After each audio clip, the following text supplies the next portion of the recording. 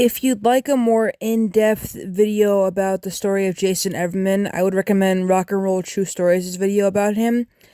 In case you don't really like this one and you wanted more information, because, I used Wikipedia as my source, so I'm sorry.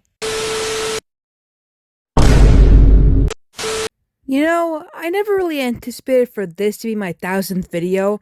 I had plans for other things to be my 1000th video, like the new Monkees, or the Monkees biopic, or even a story I heard about a princess marrying a Marine.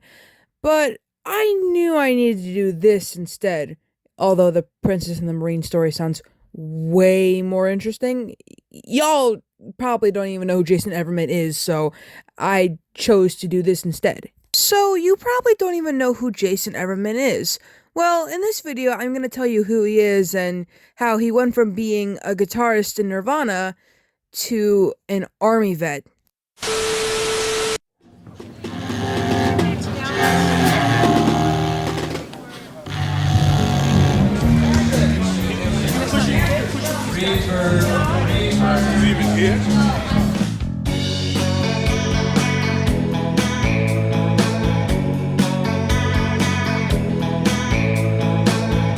In a 2013 interview with the New York Times Magazine, Jason Everman said when asked about his birthplace, "My birth certificate says Kodiak, but I'm pretty sure it was Uzakine, where my parents lived in a 2-room cabin with a pet ocelot named Kia."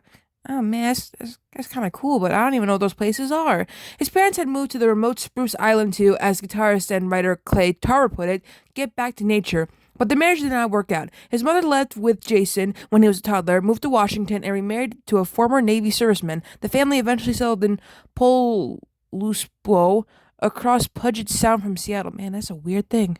According to Jason's half-sister, who he grew up with, my mother was extremely depressed, an artistic genius who was also a pill-popping addict. Jason and I learned to walk on eggshells and really learned to take care of ourselves.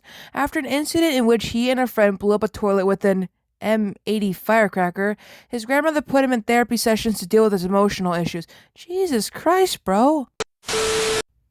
Jason began playing guitar during the therapy sessions. He initially picked up one of the guitars the therapist kept around his office, and the therapist then decided to play with him, hoping it would help him open up. He went on to play in several bands during his high school years. Also, he re-established contact with his biological father, who by that time owned a fishing boat in Alaska and worked several seasons on the boat. Prior to joining with Nirvana, he played guitar in a local band called Stone Crow with future Nirvana drummer Chad Channing.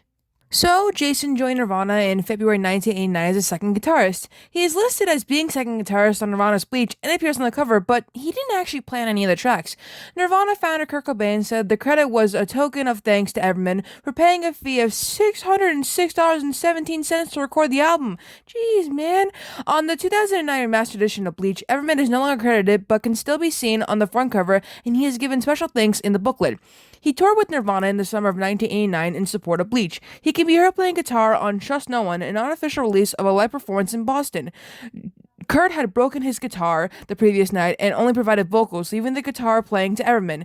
Everman can also be seen in the bootleg video of Nirvana playing an in-store performance at Rhino Records in Los Angeles on June 23, 1989. During his time with Nirvana, he could sometimes be seen using Fender guitars, generally the Fender Telecaster. Nirvana fired Jason after the tour ended due to his moodiness.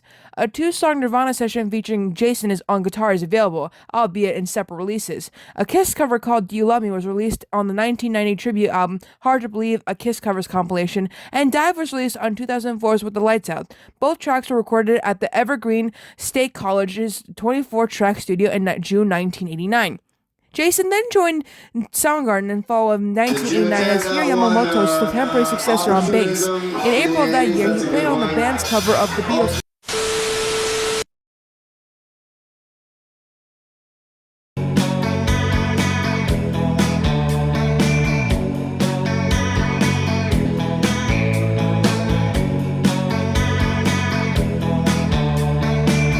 Alright, now that we've gone through Jason's early life and early musical career, here's a timeline of his later life.